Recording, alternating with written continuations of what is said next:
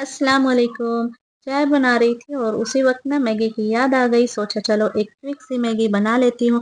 सबसे पहले मैगी को हल्का सा बॉयल कर लिया, फिर पैन में 1 टेबल स्पून ऑयल गरम करके लहसुन, प्याज, हरी मिर्च और टमाटो को अच्छे से भून कर अब मैगी मसाला, थोड़ा सा नमक और धनिया पत्ती ऐड की। अब बॉयल मैगी को डाल के सबको मिक्स कर दिया, ऊपर से थोड़ी सी चीज। बस परफेक्ट गर्मा गर्म मैगी रेडी और चाय भी तैयार है। अगर वीडियो अच्छी लगे तो लाइक शेयर ज़रूर करना। मिलते हैं नेक्स्ट वीडियो में। अल्लाह हाफिज़।